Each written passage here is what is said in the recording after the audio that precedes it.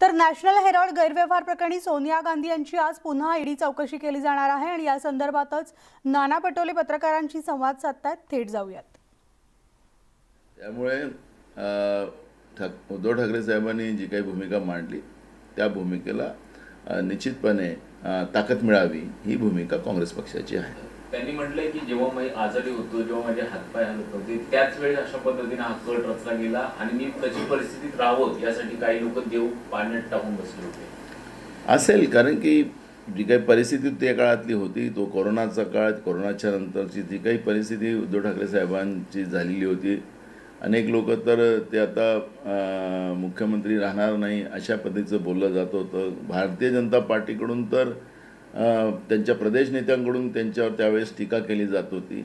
तेवढंही आपण तेही शब्द या निमित्तानं जनतेला आठवलं पाहिजे म्हणून मी मुद्दाम ते सांगतो आहे की त्यांच्याबद्दलचं वाईट बोललं जात होतं, म्हणजे त्यांच्या प्रदेश नेत्यांकडून वाईट बोललं जात होतं आणि त्यांनी जे वाक्य बोललेलं आहे त्याच्यात सत्यता असू शकतं। काल काँग्रेसचे 4 खासदार संसदेमध्ये निलंबित करण्यात आले आहे। महागाईच्या आणि जीएसटीच्या विरोधात काँग्रेसनी काल लोकसभेमध्ये मोदी सरकारला धारेवर पकडलेलं होतं। आम्ही सातत्यानं काँग्रेस पक्षाच्या वतीनं जीएसटीवर चर्चा व्हावी सभागृहामध्ये आणि अग्निपथवर चर्चा व्हावी ही मागणी काँग्रेस पक्षाच्या वतीनं सुरू आहे।